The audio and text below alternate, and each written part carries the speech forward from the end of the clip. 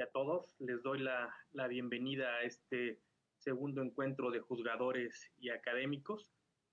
Me gustaría hacer una breve presentación de este evento antes de darle la palabra a nuestra invitada de hoy, la doctora Mariela Morales.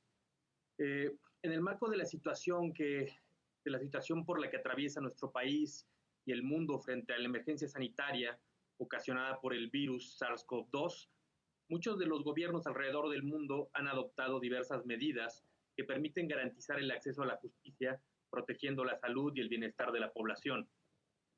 En este sentido, el Instituto de la Judicatura Federal y el Instituto de Estudios Constitucionales del Estado de Querétaro les damos la más cordial bienvenida al segundo encuentro entre juzgadoras federales y académicos, que en esta ocasión se titula El papel de los jueces en la pospandemia, seguridad jurídica, democracia y Estado de Derecho. El evento estará integrado por conferencias y diversas mesas redondas, cuyo objetivo en general será analizar la eficacia de la función jurisdiccional como garante de la seguridad jurídica, los derechos humanos, la democracia y la consolidación de un Estado constitucional de derecho, obtenida a través de las herramientas digitales implementadas para hacer frente a lo que se ha conocido como la nueva normalidad. Cada conferencia y mesas redondas estarán integradas por expertos y expertas invitados, quienes desde su experiencia nos compartirán y expondrán ideas de los diversos tópicos que se tocarán a lo largo del evento, entre los que destacan los siguientes: las lecciones de la justicia constitucional derivadas de la pandemia, la justicia ordinaria de cara a las emergencias sanitarias, la transición a la e-justicia, la enseñanza jurídica, reflexiones sobre la enseñanza y aprendizaje del derecho a distancia, y también los retos de la justicia constitucional ante la pandemia. Como anunciaba ya, hoy daremos inicio con una conferencia a cargo de la doctora Mariela Morales, cuyo título es El papel del constitucionalismo transformador en el contexto de la pandemia. Así que bienvenidos y bienvenidas todos de nueva cuenta, y les cedo la palabra a Rogelio Flores, director del Instituto de Estudios Constitucionales del Estado de Querétaro, para que nos dé también un mensaje de bienvenida y se haga cargo de la moderación de la conferencia. Muchas gracias, Arturo. Quiero comenzar mi participación agradeciendo al Instituto de la Judicatura Federal y particularmente a su director, el doctor Arturo Bárcena Zubieta, por la disposición para dar continuidad a este encuentro entre juzgadores y académicos. Esto, debo decirles que el proyecto originario fue precisamente a través del trabajo de Mariela en el Instituto Max Planck de Derecho Público Comparado y Derecho Internacional, en donde desde hace varios años nos invitan a dialogar sobre la relevancia que tiene el constitucionalismo transformador en el contexto latinoamericano, y dentro de ello el papel central que juegan los jueces. Este es un proyecto que comenzó discutiendo, por supuesto, cuáles eran los problemas de la región, cómo en Latinoamérica nos enfrentamos ante circunstancias de desigualdad, de violencia, ante entornos de democracias inestables, ante el hiperpresidencialismo que también infortunadamente caracteriza a muchos estados latinoamericanos. Y ante estos problemas, el papel de los jueces es fundamental.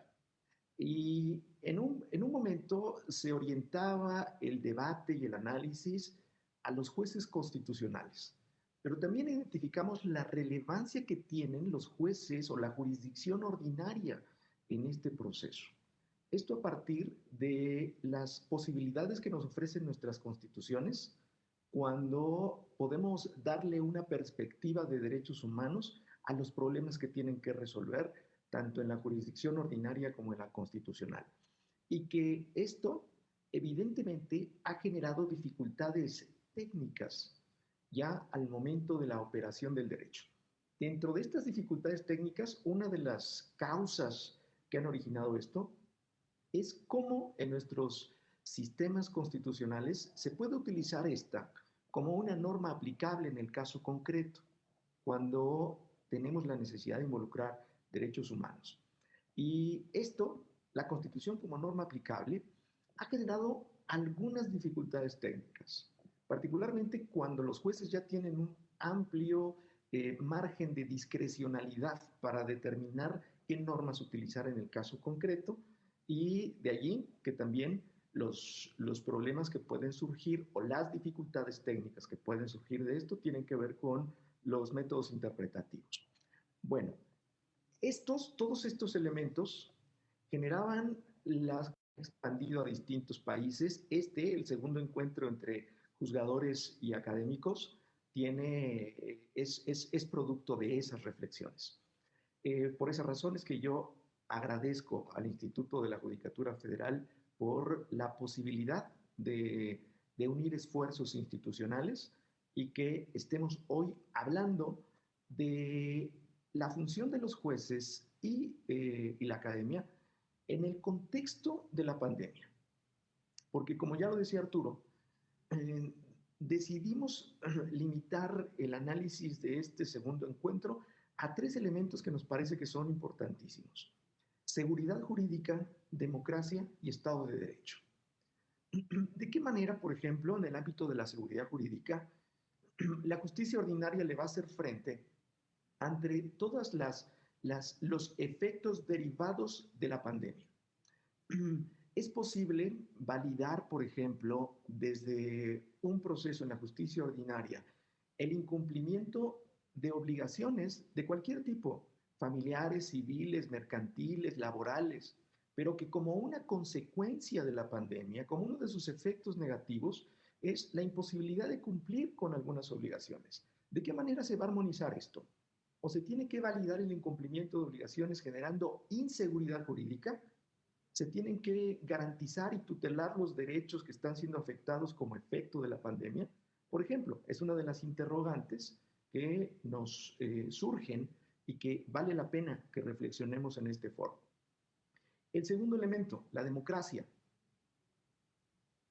Derivado de las medidas de emergencia que han tenido que tomar los estados, pues de manera natural sabemos que los estados de emergencia, o como se llama o como se denomina la figura en los distintos sistemas constitucionales, tienen como consecuencia la concentración de facultades en un solo poder.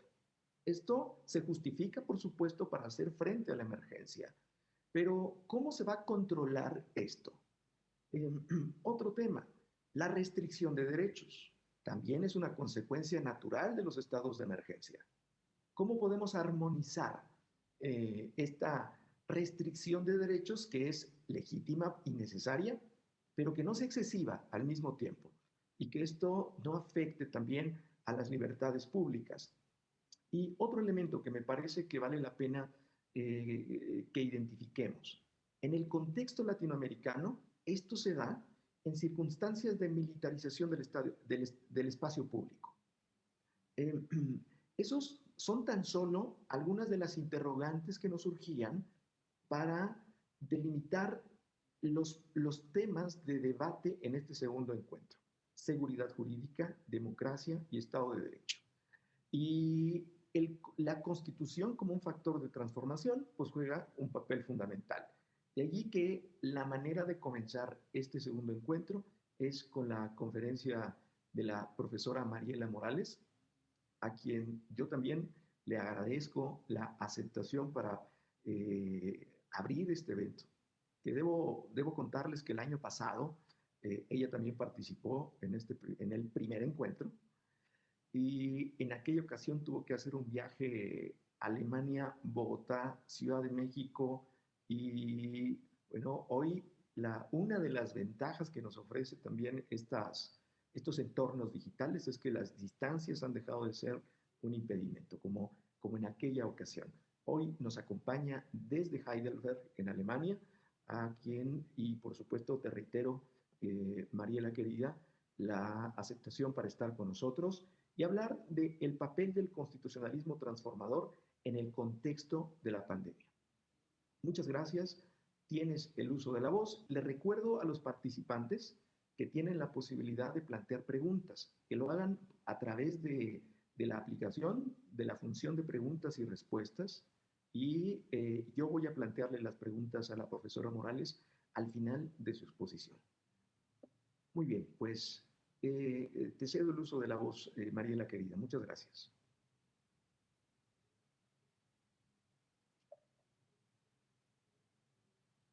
Buenos días a todas y todos.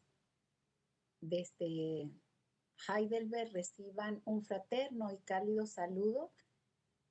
Agradezco, por supuesto, al instituto, también a Arturo, a su director, a Rogelio, y permítanme que lo haga a título personal, porque las instituciones también son sus personas y en efecto hemos estado construyendo este diálogo a la luz de un intercambio entre académicos y académicas y juezas y jueces. ¿Y por qué es tan importante para nosotros reunirnos hoy a debatir esta temática que iniciamos sobre el papel del constitucionalismo transformador en el medio de la pandemia? Para asegurarme que podemos hacer este recorrido juntos, porque nos separan miles de kilómetros, pero nosotros tenemos que acortar esa distancia a través de este efectivo diálogo entre ustedes y yo que estoy aquí. ¿Cómo lo vamos a hacer? Entonces, he preparado una presentación que Mariana gentilmente me ayudará para que el hilo conductor y resaltar los aspectos que son claves en este mundo post-pandemia. Efectivamente, tanto Arturo como Rogelio ya destacaban que tenemos una crisis sanitaria, una emergencia sanitaria, pero que en la región latinoamericana se une a unas crisis preexistentes. Y entonces, en el constitucionalismo transformador vamos a poder hablar de los estándares y la situación pre-COVID, lo que emerge en el propio COVID, es decir, cómo enfrentar la pandemia y luego los desafíos en esta sociedad post-COVID, porque como lo ha reconocido no solamente el secretario de Naciones Unidas, Antonio Gutiérrez, sino Michelle Bachelet, la comisionada, los órganos de derechos humanos del sistema europeo, del sistema interamericano y del sistema africano, todos convergen en la necesidad de enfrentar la crisis con un discurso de derechos humanos, pero apalancada en lo que sirve de marco para este encuentro entre nosotros, que es el Estado de Derecho, la democracia y, por supuesto, la seguridad jurídica entendida como también la garantía efectiva de esas promesas que están consagradas en las constituciones de la región. Entonces, voy a hacer uso de la presentación y Mariana me va a apoyar para que podamos hacer un recorrido y tener luego un debate interesante con ustedes, porque ustedes tienen la experiencia del contexto en la práctica y por eso este tipo de intercambios es una apoyo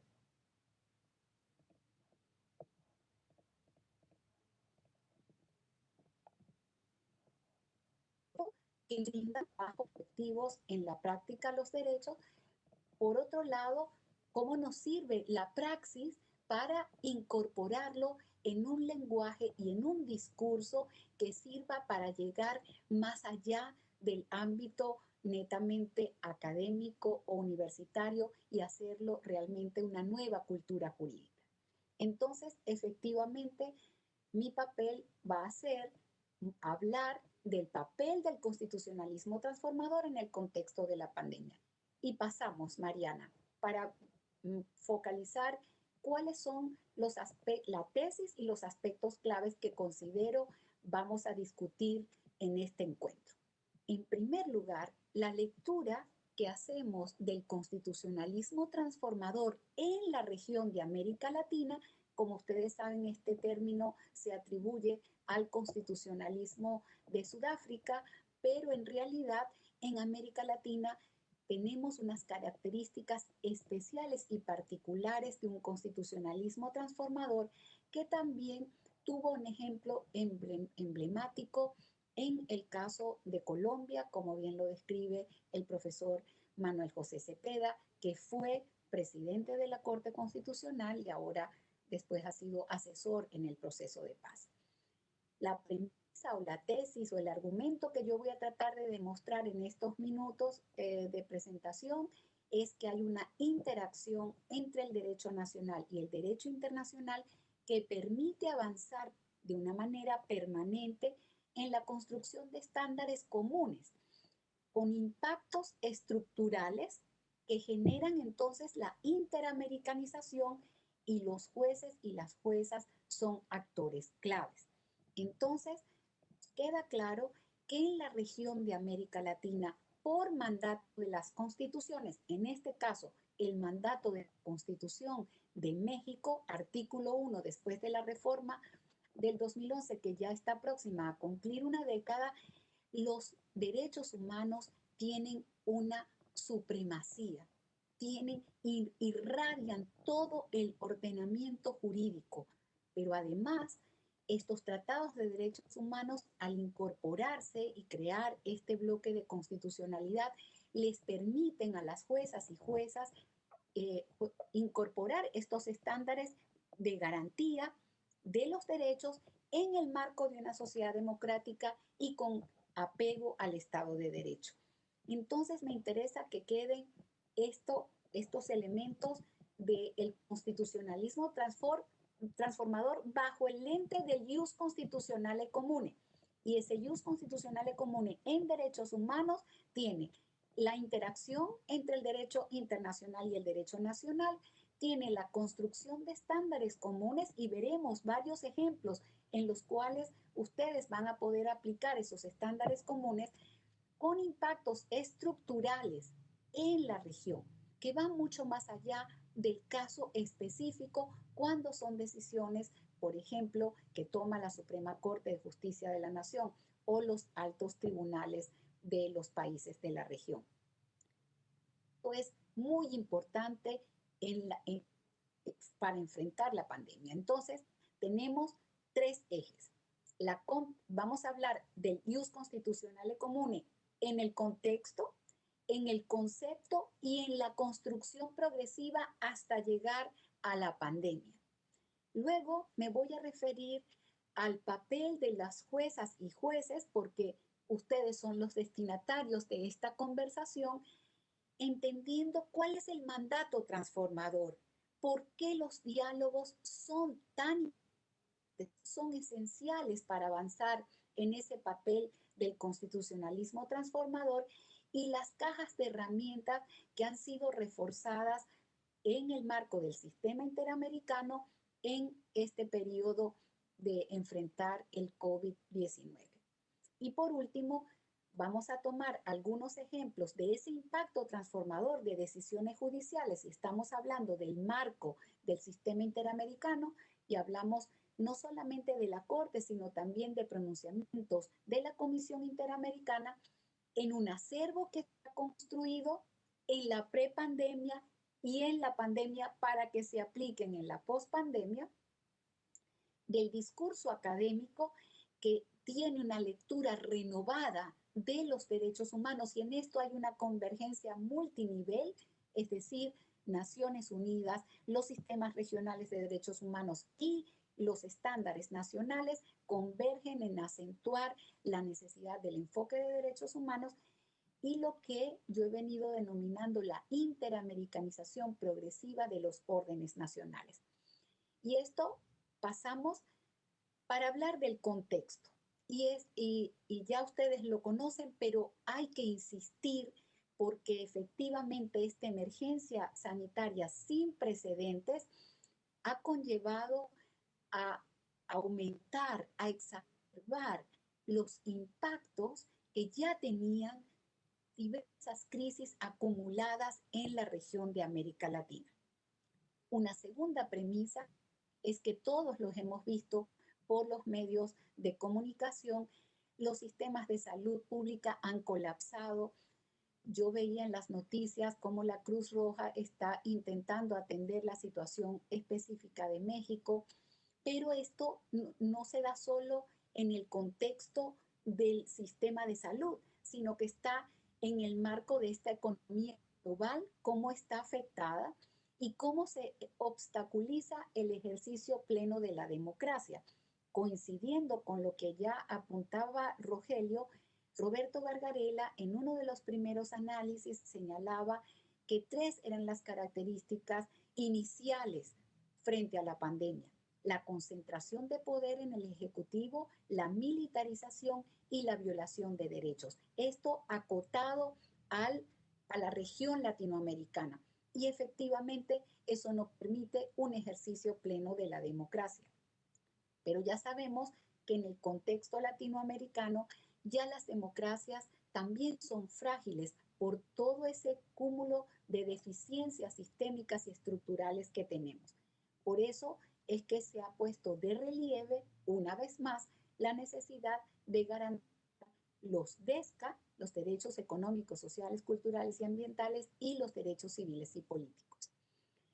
Y en este contexto, nunca olvidar cuáles son esos problemas estructurales de la región, como la desigualdad económica, el patrón histórico de discriminación y los dilemas concernientes a la institucionalidad democrática. ¿Y por qué les hago alusión a este contexto? Porque podemos seguir. Porque en el contexto post-COVID hemos visto estas deficiencias estructurales exacerbadas. Encontramos casos reiterados a nivel global y por supuesto también en América Latina de violencia contra niños y niñas, de violencia contra la mujer, de discriminación de las personas mayores, de la falta de acceso a los derechos básicos como el derecho al agua, el derecho a la alimentación, de los problemas de los desalojos, de los problemas, por supuesto, de la informalidad del trabajo derivados de la incapacidad de sobrevivencia frente a las personas que se encontraban en la necesidad de salir para garantizar su sustento. Y tenemos entonces un lenguaje en paralelo que se construye para hacer frente a esas crisis y a esos problemas de desigualdad y de discriminación con los pueblos indígenas, con las mujeres, con las personas privadas de libertad. Ha habido entonces la necesidad de reaccionar por parte del sistema interamericano para hacer un marco protector y garantista que pueda darle a las juezas y jueces, pero también a los legisladores y a los, diríamos, a los que ejecutan las políticas públicas del Estado para que puedan acudir a estos estándares normativos y enfrentar la pandemia. Seguimos, María. Entonces, estamos frente a un contexto caracterizado por desigualdad, por discriminación y por problemas en la institucionalidad democrática, donde las juezas y los jueces juegan un papel esencial, porque son órganos con legitimidad para justamente, diríamos, por una parte, garantizar esas expectativas normativas de los ciudadanos y las ciudadanas, pero por la otra, controlar el poder, hacer efectivo el acceso a la justicia, garantizar los derechos en medio de la pandemia y pospandemia. ¿Y qué papel puede jugar entonces un concepto como el ICAL, el Ius Constitucionale Comune en América Latina? Y ustedes me preguntarán seguramente, ¿por qué común?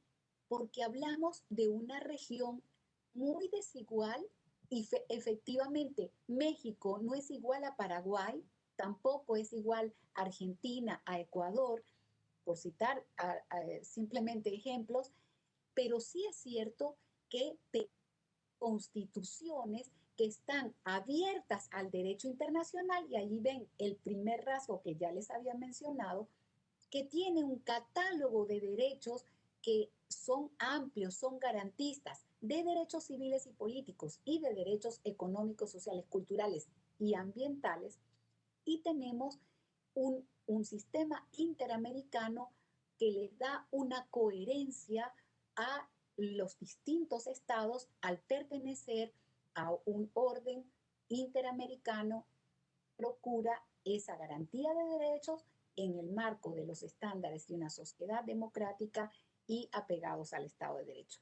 Y allí encontramos entonces los principios fundamentales, encontramos la centralidad de los derechos. El lenguaje de los derechos humanos nos da las herramientas y los mecanismos para enfrentar la pandemia. Y la estrategia de las transformaciones incrementales, porque lo cierto es que tenemos que garantizar la salud, pero garantizar igualmente la libertad de expresión, por ejemplo. Seguimos, Mariana.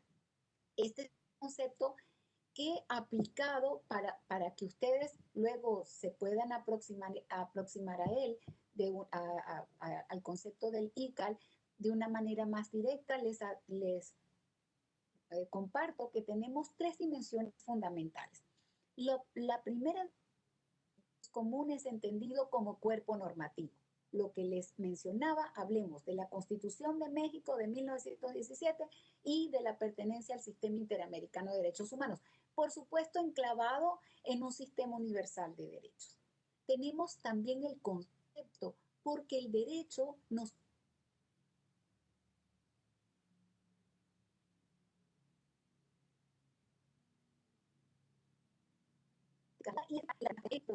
de ese conjunto de estados que procuran esta garantía de combatir la pobreza, de combatir la exclusión, de buscar la independencia de los poderes.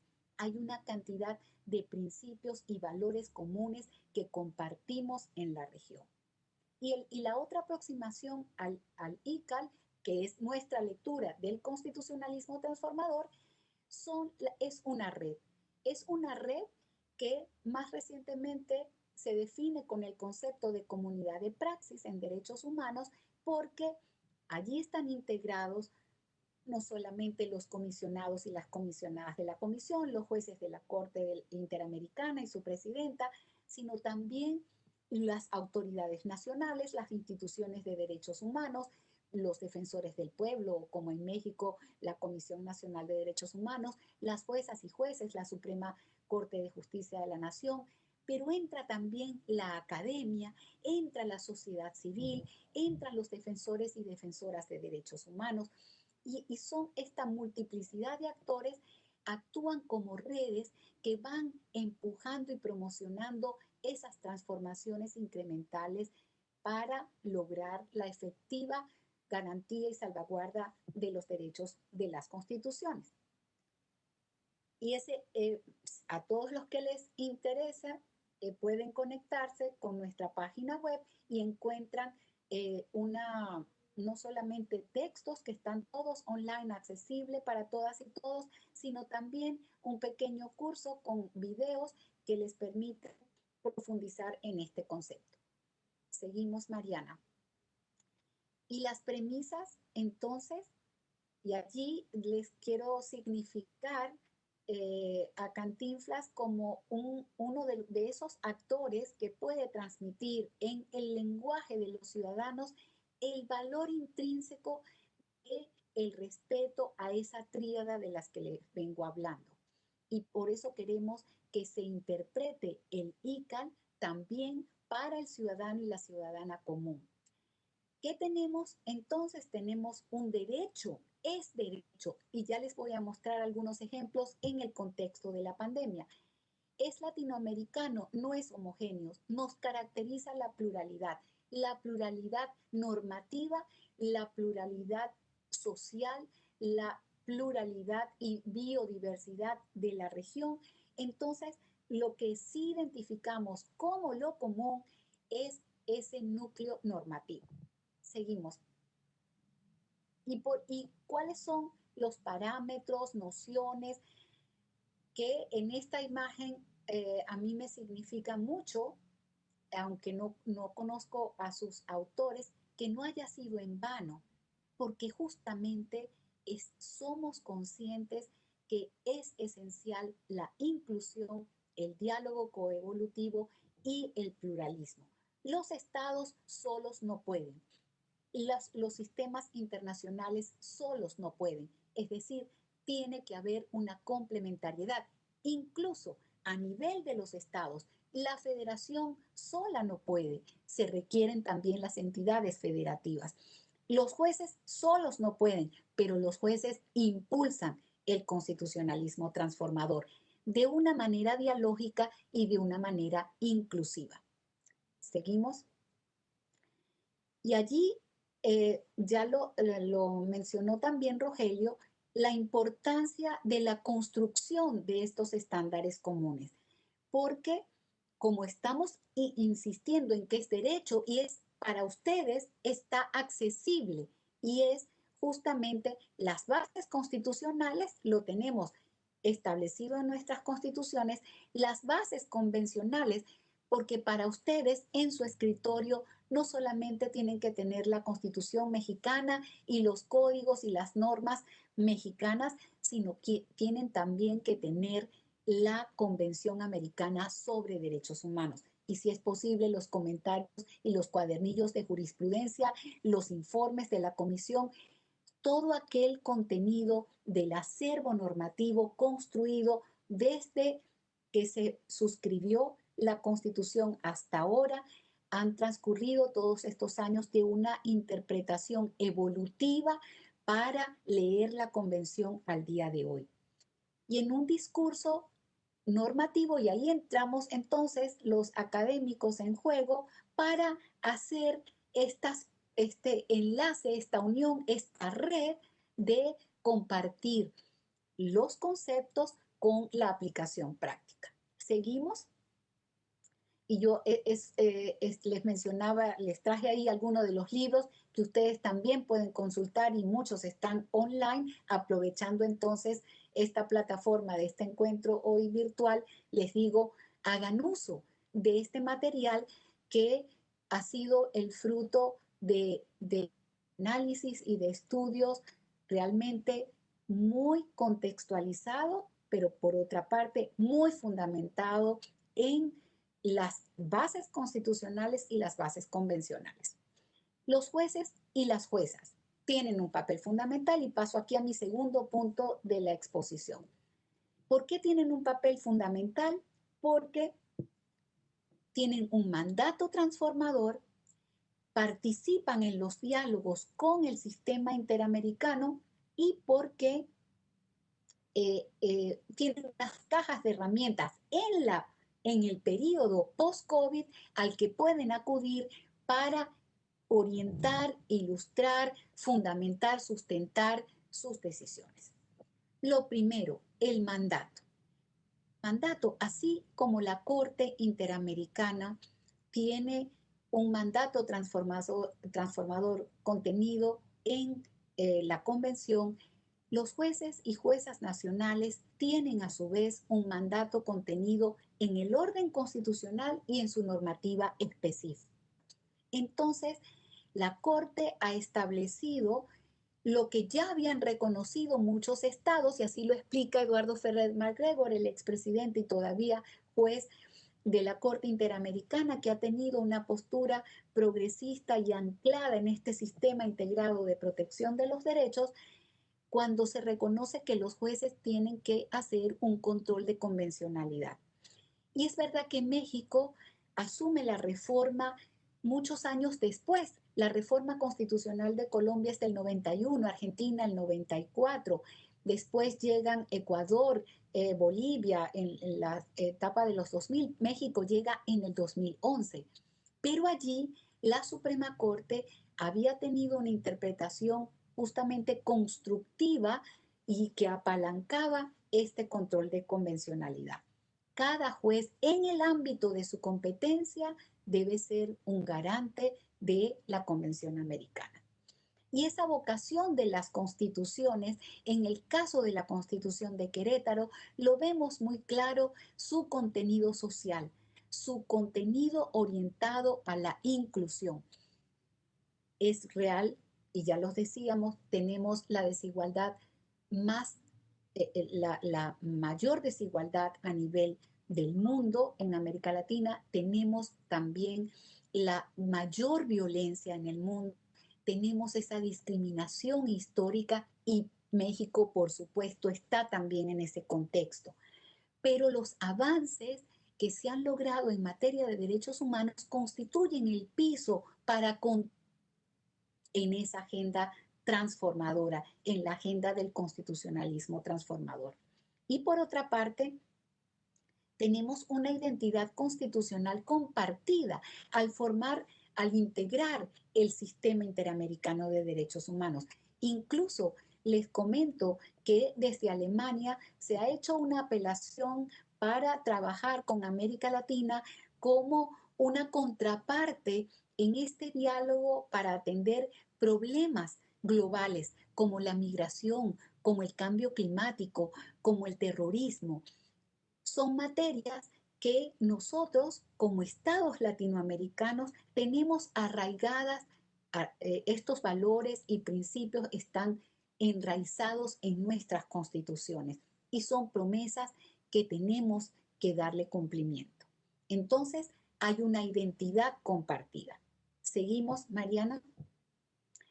Y el mandato, entonces, lo interpretamos como esa acción judicial esencial. ¿Puede haber un constitucionalismo transformador sin los jueces? Mi profunda convicción es que no. Y cuando los jueces no cumplen su función transformadora, sino que se convierten en un apéndice del Ejecutivo, pierden su autonomía, pierden su imparcialidad, allí no se puede hablar de un constitucionalismo transformador, porque como les decía, es fundamental la tríada democracia, Estado de Derecho y derechos humanos. Ese es el lema prácticamente que nos convoca en este evento, esta serie de seminarios que van a tener ustedes convocados por el Instituto Judicial y por el Instituto de Querétaro. Entonces, estar conscientes de ese rol transformador, cómo construir y cómo implementar los estándares comunes. Cuando les hablo del jus comune, les estoy hablando de estándares que ustedes conocen en México, por ejemplo, para no aceptar la militarización, sino realmente tener unas autoridades que no abusen, que no hagan un uso abusivo de la fuerza, para tener la garantía y la independencia frente a los sistemas electorales, frente al Poder Judicial, para tener y contar con la no violencia contra las mujeres.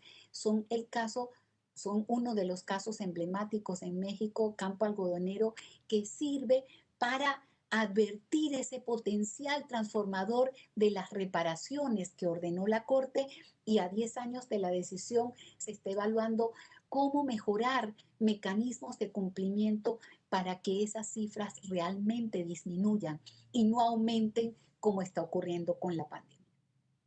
Promover entonces avances y controlar los retrocesos, y ese rol tiene que hacerse transformador. Así podemos pasar, Mariana. Entonces, pasamos a, cuando hablamos del mandato, decimos, está en las constituciones, está en el sistema interamericano, la Corte Interamericana ha desarrollado toda la figura del control de convencionalidad y, por ejemplo, Eduardo Ferrer, don Sergio García Ramírez y todos los que se han dedicado a describir el control difuso de convencionalidad explican los límites, pero también las potencialidades de que cada jueza y cada juez ejerza este mandato transformador en cuanto al control de convencionalidad. Y los diálogos son muy importantes. Ahí yo quiero citar a una colega brasileña, Patricia Perrone, que dice, la importancia del diálogo es tomárselo en serio. Entonces, cuando un juzgador se encuentra con decisiones de otro país que pueden ser útiles para comprender un caso concreto y utilizar esos estándares para resolverlo, es decir, acudir al derecho comparado, acudir a los estándares del sistema interamericano, de la Corte, para la protección de las garantías esenciales, como la libertad de expresión, por ejemplo. Es tomarse el diálogo en materia de estándares universales, regionales y comparados. Y hay muchos ejemplos de diálogos que yo luego les voy a también a referir, y hay autores como Jorge Roa Roa que sostienen que también es fundamental que los jueces puedan apalancar algunas transformaciones sociales, pero que se mantengan abiertos a la participación de los otros órganos del Estado.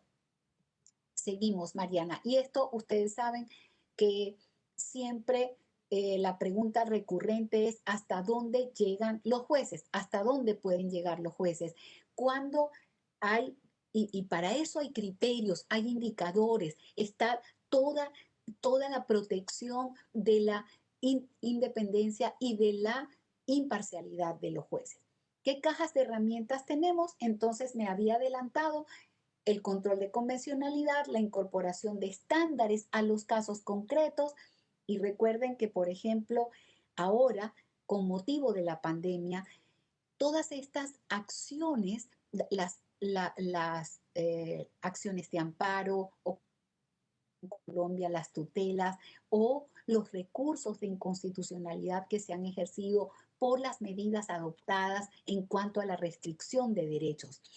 Todo esto tiene que cumplir estrictamente los estándares del sistema interamericano y del sistema universal. Seguimos. Entonces, algunos ejemplos que han ocurrido ahora durante la pandemia. La Corte Constitucional de Ecuador, por ejemplo, le requirió al Consejo de la Judicatura información para verificar el efectivo acceso a las acciones de garantía de derechos fundamentales. Entonces, ¿cómo estaba funcionando el habeas corpus, el amparo o acciones de protección, el habeas data, el acceso a la información pública?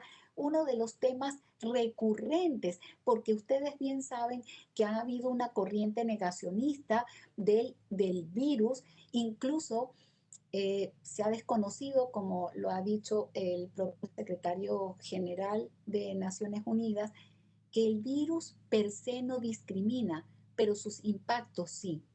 Yulisa Mantilla, comisionada de la Comisión Interamericana, decía, el virus no te pide cédula de identidad ni pasaporte, pero dependiendo de la situación de especial vulnerabilidad o de interseccionalidad en la que se encuentra una mujer pobre, indígena, que está dependiente de una pareja que le maltrata o que abusa o que viola su integridad, estamos hablando entonces de un entorno,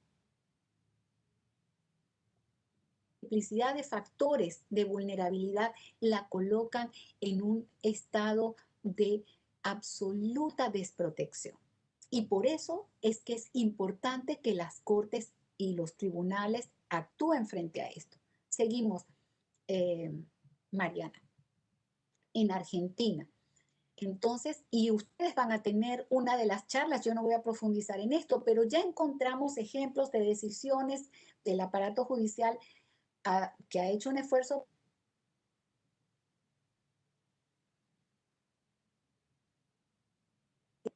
Es fundamental que haber unas reglas y unos protocolos para que no ocurra otra vez un proceso de discriminación, porque como todas y todos sabemos, el acceso a Internet en nuestros países es muy limitado. El acceso entonces a la educación digital, por eso se ha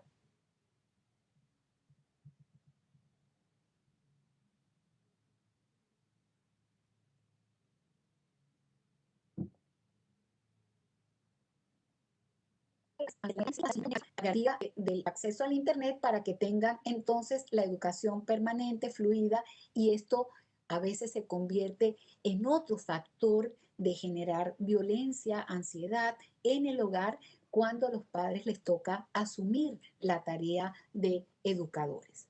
Seguimos, Mariana. Y hay varios ejemplos. La Corte Constitucional de Colombia, en términos generales, avaló la constitucionalidad de los más de 100 decretos que dictó el gobierno de Colombia y que declaró el estado de excepción cumpliendo los parámetros del artículo 27 de la Convención Americana. Pero también se pronunció, por ejemplo, rechazando un decreto que modificando los procedimientos para importación y fabricación de medicamentos y le dijo, controló al Poder Ejecutivo y le dijo, tenemos una normativa que hay que cumplir, no es necesario acudir a la energía, a la normativa de la emergencia, porque el gran desafío, y se han pronunciado muchos expertos de derechos humanos, es que la normativa de la emergencia es para salir de ella, no es para quedarse. Eso es muy importante. Hay que regular durante la no emergencia para atender las emergencias. Nos llegó la pandemia y ahora se ha actuado con estos déficits. Es cierto que la ciencia política y distintos análisis, por ejemplo, Ginsburg y Furstead señalan que hay gobernadores que han controlado, que hay poderes legislativos que han creado protocolos y han afirmado su actuación, han incluso dictado normativas expresas para garantizar el acceso a la información, y los poderes judiciales, porque nos podemos imaginar que frente a una pandemia que no funciona el aparato de justicia es la absoluta pérdida de legitimidad de cualquier acción del Estado y de cualquier garantía de los derechos. Y esa es la estructura de una constitución y es la estructura de un constitucionalismo transformador. Seguimos, Mariana. Y quise citarles ejemplos que no son de México, esta realidad la conocen ustedes, pero me llamó mucho la atención decisiones de la Sala Constitucional de la Corte Suprema de Justicia de El Salvador, porque también en la ciencia política los artículos insisten en señalar que los países que ya tenían un problema de autoritarismo o populismo solamente se agravaron, como es el caso de Nicaragua o Venezuela. Pero también hubo muestras de populismo y autoritarismo, y eso lo han citado también las organizaciones de derechos humanos y asimismo varios blogs, como por ejemplo en la Fundación del Debido Proceso Legal, de los rasgos autoritarios en el Ejecutivo de El Salvador. La Corte reacciona, le establece límites e impone garantías y dijo que el entorno de los nacionales estaban varados. Esta también fue una realidad que se repitió, por ejemplo, en la frontera de Bolivia con Chile. La perspectiva de género,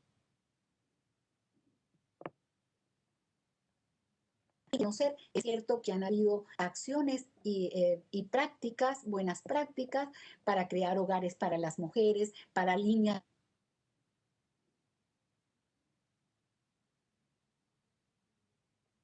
de custodia, de control, salvarla de la situación de amenaza en la que se encuentra. Pero también se ha pronunciado y de una manera categórica en cuanto a la configuración de la separación y la independencia de los poderes. Y esto es a la que a ustedes les convocan, que es la constitucional de derecho. Seguimos entonces, Mariana, yo me voy a ir aproximando ya al tercer punto para ir concluyendo.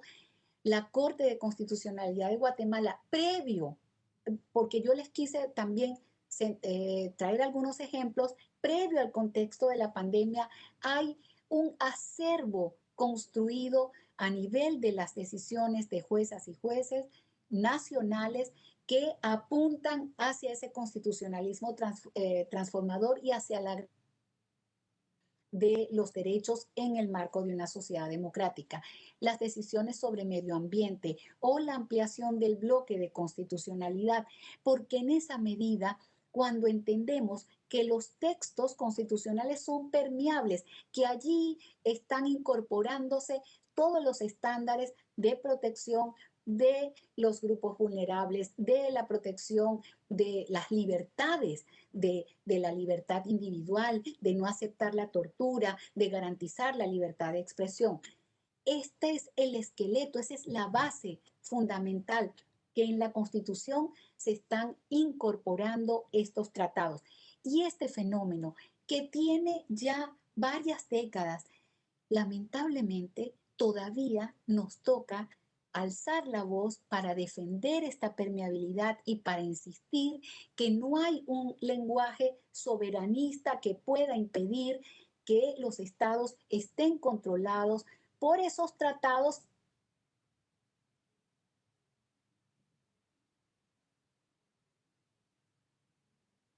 nacionales.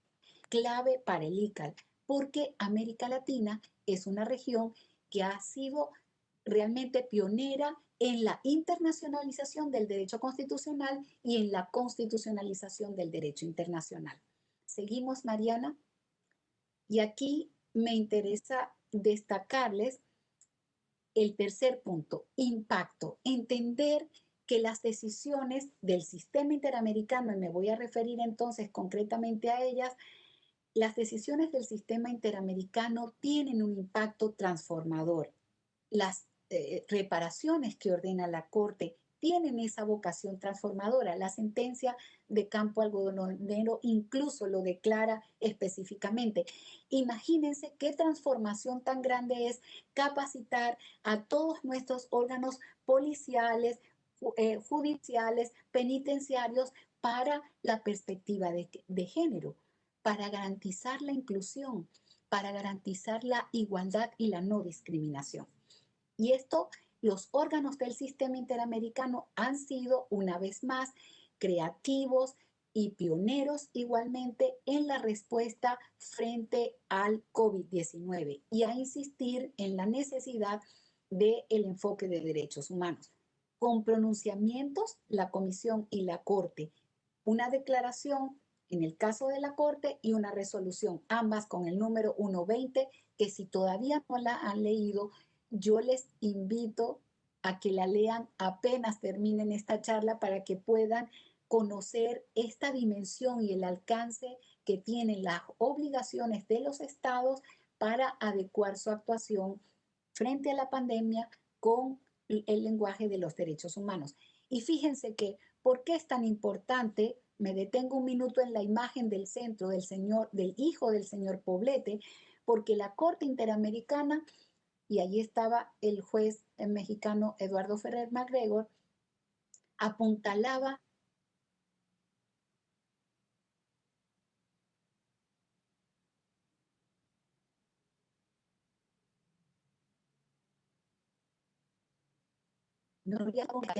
la actualidad y relevancia de tener estos estándares, de que los médicos dispongan de protocolos, porque como ustedes deben haber visto por los medios de comunicación, ha habido realmente un colapso en los sistemas de salud y a los médicos les ha tocado quitar el respirador de un paciente para otro.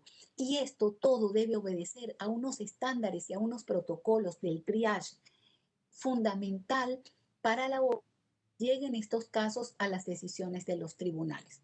Seguimos, Mariana. Aquí creo que entender el impacto de transformador frente a la pandemia nos lleva a reconocer un acervo común, un académico y un proceso progresivo de interamericanización de los países. Seguimos, Mariana.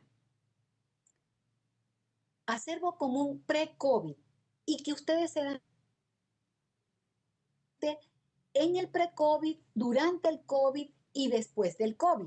¿Por qué yo hablo después del COVID? No todos los académicos y académicas reconocen que hablemos del post-COVID o de la sociedad post-COVID porque estamos enfrentando la pandemia, estamos en la segunda ola. Pero lo que sí está claro, y hay convergencia, y hay unanimidad, es entender y comprender que la sociedad internacional y las sociedades nacionales son una antes y otra después de esta pandemia. No solamente por el impacto en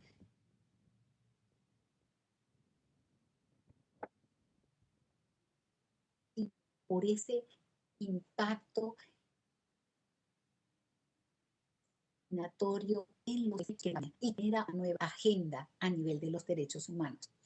Entonces, ser oído por un juez natural, combatir la desaparición forzada, eliminar las amnistías en blanco, las autoamnistías. La Corte, por supuesto, que ha establecido que las autoamnistías son incompatibles con la Convención, per se son violatorias de la Convención. Sigamos, Mariana, porque yo aquí solamente voy a ir enunciando estos ejemplos. El marco para la demarcación y titulación de las tierras de los pueblos indígenas.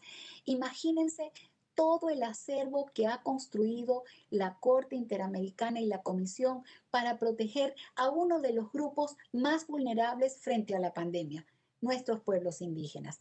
La eliminación de la censura previa. Y ustedes notaron que muchos gobiernos quisieron controlar el acceso a la información, quisieron controlar los periodistas. La Asociación de Periodistas, la Asociación Internacional, ha revelado que en muchos países se produjo la detención de periodistas que estaban realmente denunciando la situación real del COVID y luego murieron estando privados de libertad por el contagio de la pandemia. Esto está ocurriendo en este siglo XXI y ya tenemos una sentencia desde el 2001 que prohibía la censura previa. Seguimos, Mariana. Tenemos además decisiones en cuanto a la protección de las personas privadas de libertad. La Corte, también hay decisiones nacionales que lo explican. Cuando una persona está en instituciones total absolutamente del Estado, el Estado tiene un deber doble de garantía frente a estas personas, y eso todos en la época pre-COVID. Recurrir el fallo en la doble instancia es absolutamente esencial, y eso lo conocen ustedes más que yo, juezas y jueces que funcionan así en la práctica. Seguimos, porque quiero detenerme en este caso, Cloud Reyes contra Chile, porque es el ejemplo más evidente de lo que significa la garantía de los derechos en la pandemia, de los derechos civiles y políticos y de los derechos económicos, sociales, culturales y ambientales. ¿Por qué? Porque no puede haber derecho a la salud sin acceso a la información. Incluso después de la pandemia, hay autores como, en este caso, una autora, Flavia Provezán, insiste en los nuevos estándares que han emergido después de la pandemia, porque el acceso a la información también conlleva acceder a la información científica, y ahí hay ya una observación general del Comité DESC, apalancando, avalando la necesidad del reconocimiento de la ciencia para poder adoptar determinadas decisiones. Y otro ejemplo en otro país de la tipificación de la tortura, porque lamentablemente en mi propio país, en Venezuela, la misión de verificación pudo comprobar patrones estructurales y sistemáticos de tortura, como también ha sido el caso y había, por supuesto, denunciado en sus informes la Corte Interamericana, la Comisión Interamericana, perdón, en sus informes de país, pero que además fue el patrón que ocurrió en las dictaduras del sur y que ahora se revela igualmente con nuevas prácticas y otras que son idénticas a estas dictaduras del sur. Seguimos. Este acervo común entonces adquiere una renovada lectura, y yo con esto ya voy a ir concluyendo. Muy importante, y lo anunció Arturo. Los estados han declarado, bueno, se habla de la suspensión de garantías, pero efectivamente de la restricción de derechos, que tiene todo un marco normativo y que deben cumplirse los estándares del artículo 26.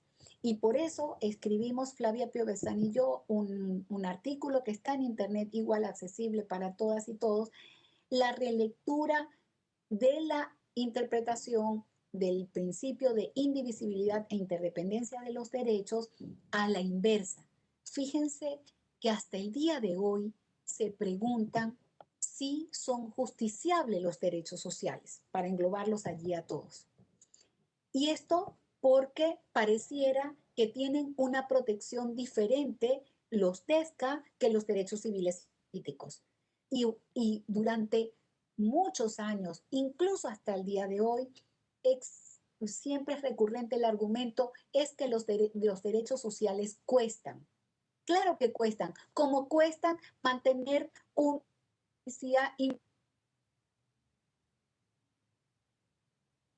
no se abuse de la detención preventiva, para que se garantice el habeas corpus, para que funcione un sistema de administración de justicia, para que se garanticen las elecciones. También cuestan los derechos civiles y políticos. Pero la pandemia justamente se ha denominado la pandemia de la desigualdad porque el relator de pobreza, el relator de los pueblos indígenas, la Comisión Interamericana con todos sus comunicados sobre los pronunciamientos sobre las personas con discapacidad, sobre las mujeres, sobre los indígenas, sobre las personas privadas de libertad y así cada uno de los grupos vulnerables indican el efecto de la pandemia justamente en aquellos que no tienen acceso a los derechos básicos, como es salud, alimentación, agua. Y por eso en este trabajo que hicimos conjuntamente con el Instituto de Querétaro, Rogelio, con la Corte Interamericana y el Instituto Max Planck, sintetizamos los estándares que son claves y ustedes los tienen allí accesibles. Y hay un pronunciamiento justamente sobre el agua. Seguimos, Mariana, porque allí decimos y hacemos énfasis en los derechos sociales porque estos grupos, al ser los más vulnerables, necesitan una protección reforzada. Eso es un dato incuestionable que arroja la pandemia y que ustedes como juezas y jueces se van a confrontar con esta problemática. ¿Por qué? Porque se han quedado rezagados, se han quedado sin acceso sectores de la población que efectivamente no tienen un mecanismo de subsistencia y entonces han tenido que exponerse más frente a la pandemia por tener que salir a trabajar o porque el Estado no cuenta con los subsidios o con la renta mínima o porque no se han podido verificar que no se produzcan desalojos y que se pueda entonces desde el Estado promover un mínimo existencial y una mínima garantía de los derechos. Reforzada porque, por ejemplo, en Sao Paulo y en Buenos Aires, los jueces realmente de distrito decidieron que era fundamental el envío del agua para que tuvieran acceso al agua, porque sin lavarse las manos no es posible combatir el virus. Y entonces voy terminando porque yo creo que ya estoy al margen de mi tiempo y vamos a ir cerrando, Mariana.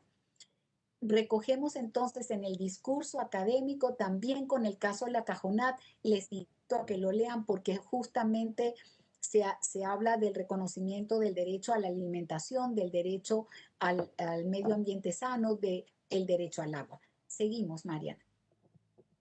Encontramos, después de la pandemia, hemos encontrado decisiones importantes en distintos tribunales y yo ya les decía, hay una identificación de buenas prácticas que les invito a que las revisen en la SACROI de la Comisión Interamericana, donde se reflejan decisiones inclusivas de mujeres, de niñas y niños, de la comunidad LGTBI, también de no permitir el uso excesivo de la fuerza en las favelas, en Brasil, esto por citarles algunos ejemplos, en Chile, manifestaciones para proteger a las personas migrantes y como ustedes saben, la propia Corte Interamericana dictó unas medidas para proteger a la población migrante de un sector específico en Panamá.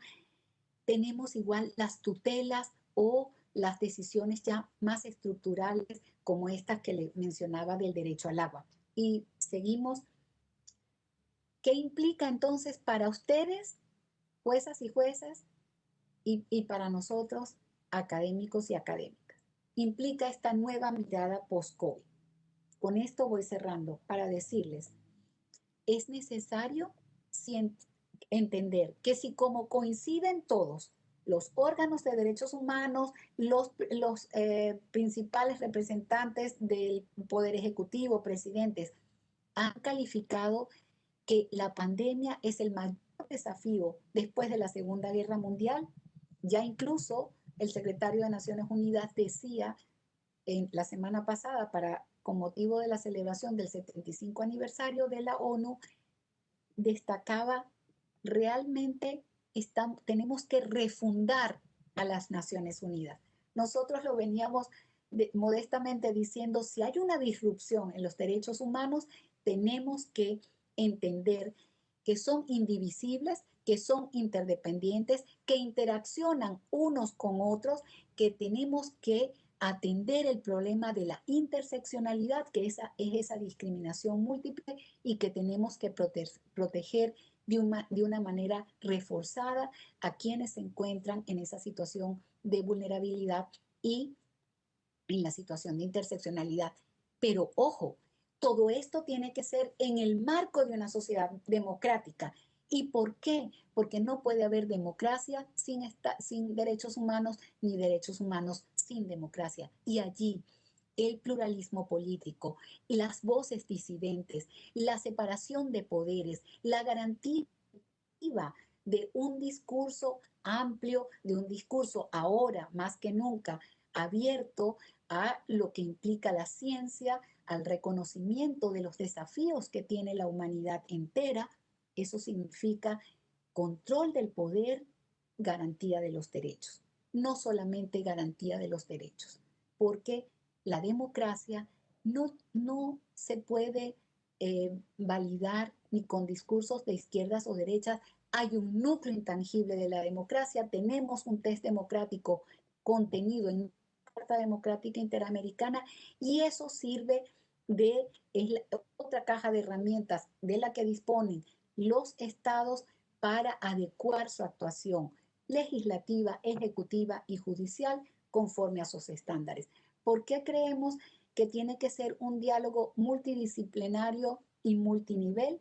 Porque definitivamente con el derecho solo no podemos. Por eso es que es muy importante los dictámenes que se presentan en los tribunales, los peritos, los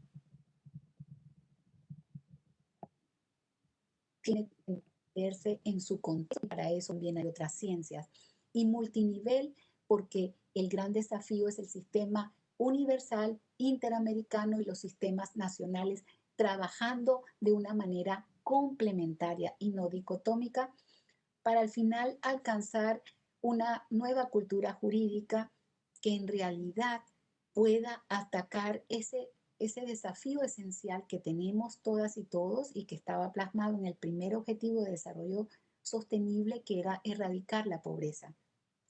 Yo las invito y los invito a que sigamos construyendo juntos estos puentes entre los que nos dedicamos a analizar lo que ustedes hacen y ustedes que ejecutan y aplican en la praxis diaria lo que ha sido construido y analizado, sistematizado en los estándares. Entonces, abrimos el debate, pero quedamos en las manos de Rogelio, que nos va a moderar. Y muchísimas gracias por la atención. Muchas gracias a ti por la conferencia, Mariela. Tenemos efectivamente ya algunas preguntas que han planteado las personas asistentes, a quienes reitero que pueden hacerlo a través del chat de la aplicación a través de la que estamos transmitiendo. Te planteo la primera. Que si consideras Si los juzgadores están capacitados para poder llevar de la mano tanto los derechos humanos con la justicia en plena pandemia. Esa sería la primera pregunta. Si bien lo consideras, te voy planteando cada una de las preguntas y vamos haciendo y escuchamos tu respuesta. Sí.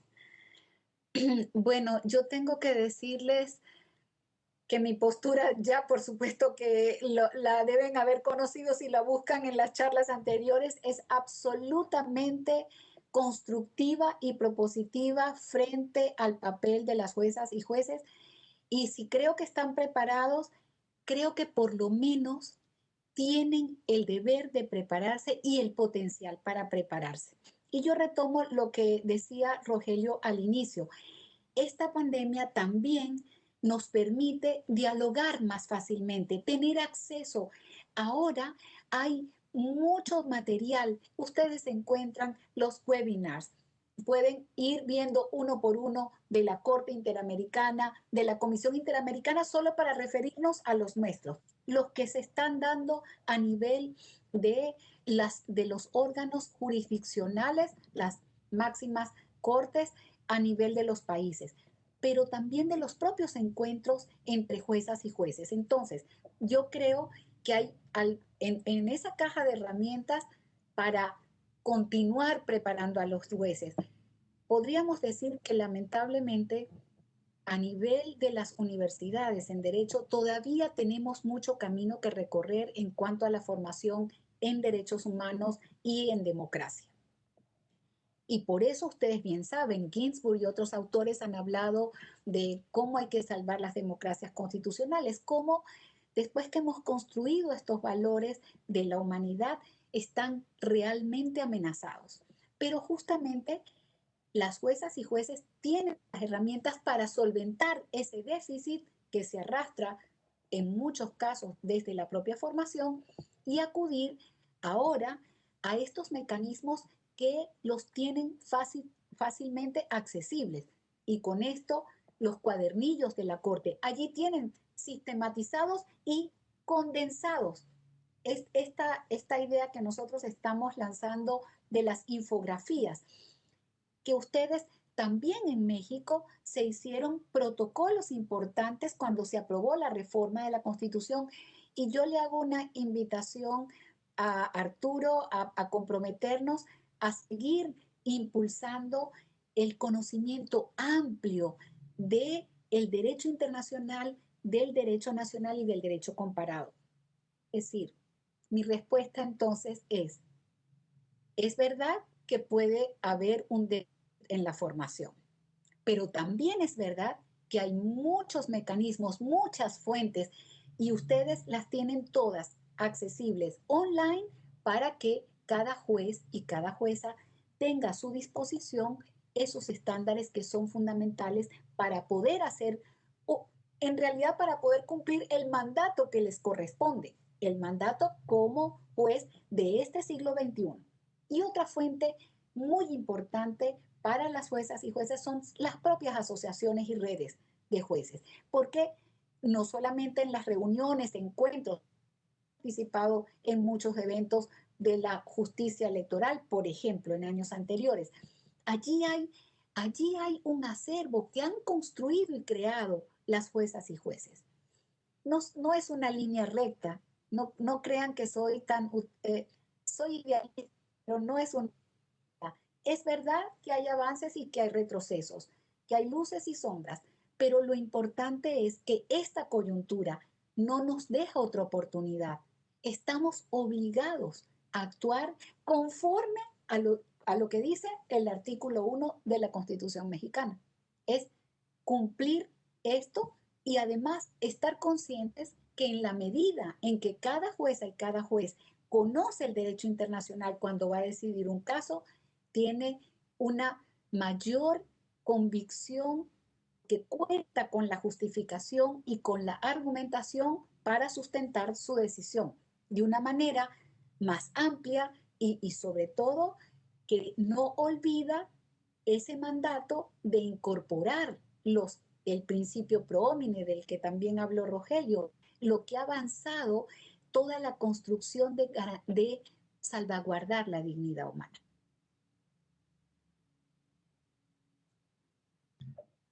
Gracias. La siguiente pregunta. La pandemia ha acentuado las desigualdades estructurales de las sociedades latinoamericanas, dejando al descubierto muchos temas que habían sido ignorados por los gobiernos durante años. ¿Considera que la pandemia pueda tener algún efecto positivo? Por ejemplo, incentivando a los gobiernos a atender dichos temas para evitar situaciones similares en el futuro. Sí, creo y les invito una vez más a revisar algunas de las buenas prácticas que se han llevado a cabo en este periodo. Y yo quisiera citar también un trabajo de investigación que hicimos el profesor von Bogdandi, director del Instituto Max Planck, con Jesús María Casal y yo, donde decimos que hay un hallazgo, hay una resistencia del Estado constitucional al haber hecho posible que en los estados de excepción la mayoría de los decretos cumplieron con las formalidades del artículo 27, pero también fueron más allá y muestran tendencias legisladores y del Poder Judicial, incluso de gobernadores, en cuanto a los límites que tiene que tener la declaratoria de un estado de excepción. Entonces, esa es una buena noticia. Es una noticia particular de América Latina porque tenemos historia con los abusos y las violaciones de los estados de excepción. Entonces podemos decir, hay una pequeña muestra ya en cuanto al estado de excepción per se. Y la pregunta va de la mano con la garantía de los derechos económicos, sociales, culturales y ambientales. Y yo creo que América Latina no va a poder escapar de esta fuerza de un nuevo discurso a nivel global. Les invito a consultar, hay ya registros de lo que es la pobreza extrema, hay observatorios, hay muchos pronunciamientos del observatorio, de la CEPAL, de la OIT, donde hacen un llamado a un nuevo pacto social, es decir, a reconstruir la sociedad latinoamericana en función de estas garantías básicas. Hay buenas señales como esta garantía del derecho al agua, como los hogares de mujeres, como las limitaciones para los desalojos. Hay buenas prácticas que sin duda van en la línea a atender el problema actual, pero sobre todo con miras al futuro. La desigualdad que tenemos es realmente, la palabra de la profesora Laura Clérico, es aberrante, pero ahora con la pandemia, que se puso más en evidencia, nos mueve a la comunidad internacional, al sistema interamericano. El presidente Joel Hernández, que es mexicano, anunciaba que la CIDH va a trabajar en un informe sobre pandemia, bueno, COVID y derechos humanos. Entonces, ¿cómo tengo la convicción de un dato empírico de la esperanza? Que la vacuna es importante y que hay todo un debate sobre cómo distribuir la vacuna, que creo que hay una nueva realidad política, si hay algunas decisiones, por ejemplo, en Estados Unidos en cuanto a permanecer en el acuerdo del cambio climático, en permanecer en la Organización Mundial de la Salud, en rescatar el diálogo del multilateralismo. Y tenemos entonces a nivel de los estados latinoamericanos el deber de trabajar en estas desigualdades porque los presupuestos los hay y le corresponde a la vez y al control social verificar que esas políticas públicas están orientadas a la garantía de los derechos, que hay un control de la corrupción, que se ejecutan con transparencia, que los presupuestos se hacen superando. La pandemia nos agarró con un 51% de economía informal y apenas con un 2% de inversión en el sector salud. Y esto no puede ocurrir. En México no puede ocurrir que se cierren los fideicomisos para atender a las defensoras y defensores de derechos humanos. No puede ocurrir que no se garantice el acceso a la información, por ejemplo. No, tiene que haber controles y tiene que haber una progresividad en la garantía de los derechos. Gracias, Mariela. La siguiente pregunta. Ante el aumento en años recientes de gobiernos que desdeñan el conocimiento científico y a la denominada tecnocracia, ¿considera que la pandemia puede tener un efecto positivo y sostenible en términos de revalorizar al conocimiento científico en el ámbito público y como la vía eficaz y confiable para la solución de muchos problemas sociales? Sí, yo creo que Rodrigo Primi, extraordinario publicista latinoamericano que tiene toda la experiencia desde de justicia y forma parte del Comité DESC, señalaba la relevancia de esa observación general que está centrada y que yo les invito a leer la número 25 en cuanto al valor de la ciencia. Porque también es cierto, y no se puede ignorar, y hay que decirlo, que se conocía que iba a ocurrir una pandemia. No conocían las dimensiones probablemente, pero esto ya se venía anunciando, se venía identificando y nos está ocurriendo igual que con el cambio climático. Entonces, tenemos realmente que alzar la voz, que construir un discurso que le dé valor a la ciencia. Y cuando hablo de ciencia, hablo, por supuesto, de los descubrimientos de las ciencias exactas, pero también de la ciencia del derecho, porque estos estándares ya se han gestado y nos han costado muchas vidas, porque detrás de cada sentencia hay una historia, hay historias de vida, y por eso es que hemos creado un discurso que atiende ese fenómeno y que le da respuesta, pero también estamos conscientes que se siguen repitiendo las violaciones y eso creemos que es una gran oportunidad. Yo creo que la crisis sanitaria que se suma a esas crisis político-jurídica, climática, socioeconómica, ambiental, esas crisis que ya existían se exacerbaron sus consecuencias y ahora corresponde, no hay otra alternativa, hay que enfrentarlos con el discurso de derechos humanos y con el valor de la ciencia. Es verdad que tenemos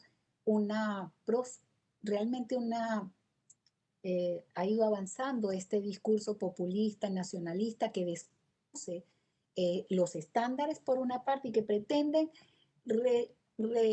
diríamos, como reinstalar el discurso de la soberanía nacional.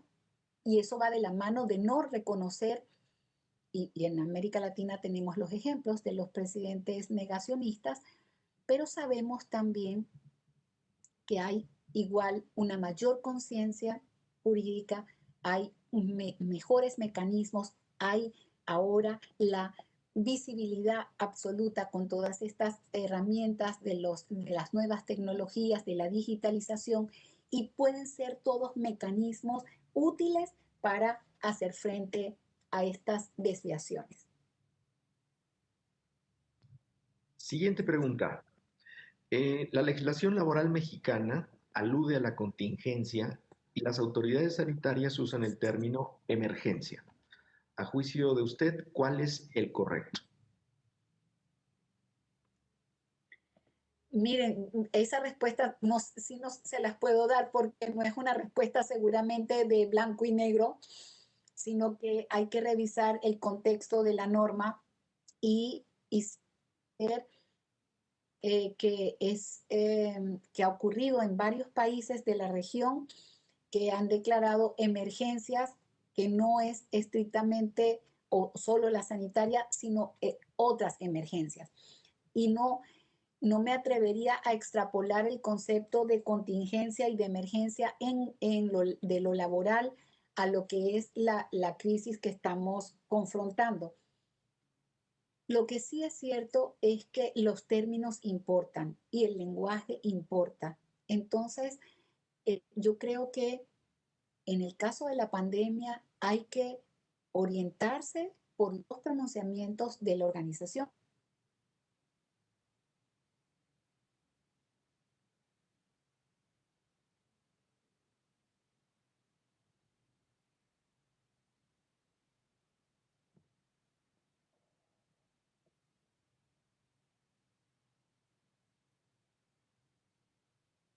diría, en muchos casos.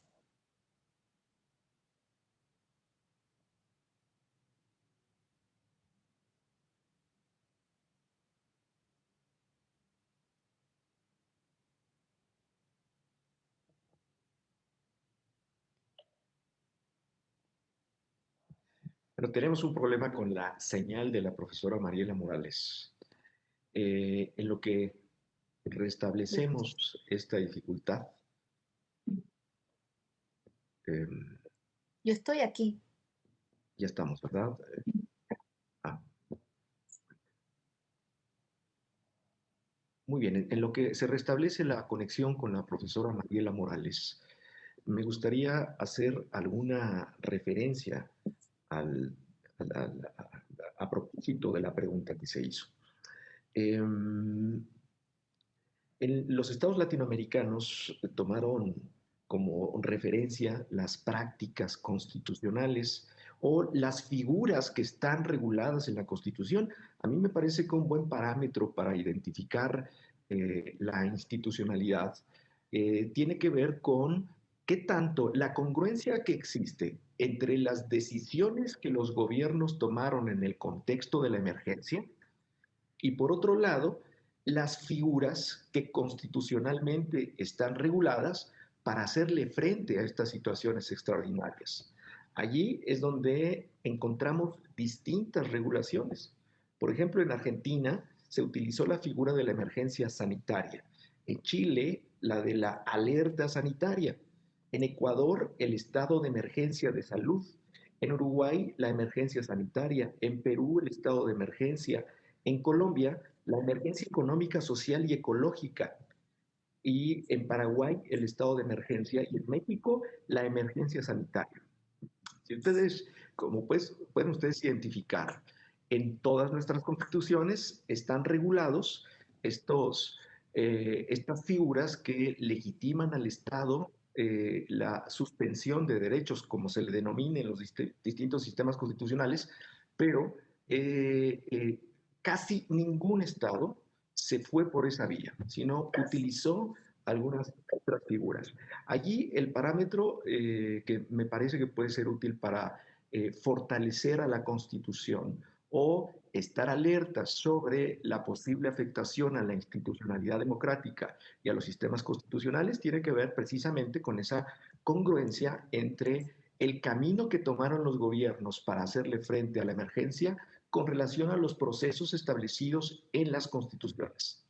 Eso podría servir de utilidad con relación a si se le tiene que llamar de un término u otro. Mariela, ¿tú nos escuchas? Sí, yo sí los escucho y los veo. Y te veo. Magnífico, magnífico. Continuamos entonces. Te hago la última pregunta. Rogelio, ¿Qué papel y desempeña la quizás Corte Interamericana? Sí, que en el paper que les había comentado hay una tipología de estas declaratorias de estados de excepción de varios países latinoamericanos y puede ser útil para el que hizo la pregunta. Está accesible online en el... Después te mando por correo y así pueden distribuirlo a todas y todos los participantes. excelente. Muchas gracias. Entonces, te planteo la última pregunta, Mariela.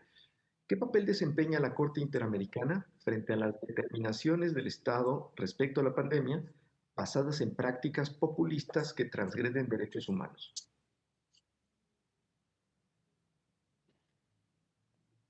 Bueno, la Corte Interamericana en su declaración 1/20 reitera sus estándares. En realidad, la Corte es un órgano jurisdiccional que hizo una declaración frente a la situación, frente a la pandemia y produce esta declaración reiterando, ese es un primer mecanismo.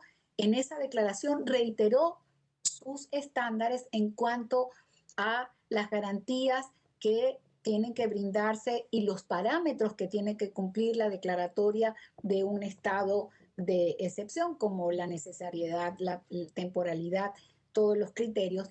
Por otro lado, la Corte reitera en la declaración los estándares de protección de todos esos grupos vulnerables, migrantes, mujeres, personas en situación de pobreza, discapacidad, niñas y niños, personas mayores, y hace el catálogo de protección. Les invita a mantener la garantía de la libertad de expresión, del acceso a la información, que los mecanismos estos de control digital se ajusten a los estándares ya desarrollados.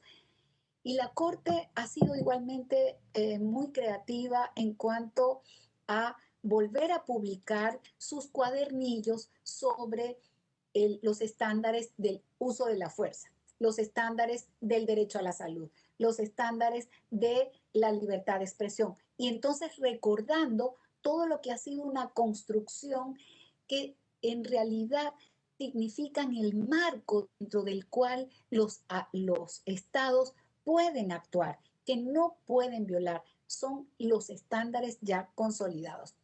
La Corte también, en una resolución de una medida cautelar, una medida provisional, decidió que iba a proteger y que le pedía al Estado de Panamá que hiciera el test COVID y que le garantizara la salud a las personas de La Peñita y del sector, porque había un hacinamiento, se produjo un incendio, eso llegó hasta las páginas de los medios de comunicación alemanes.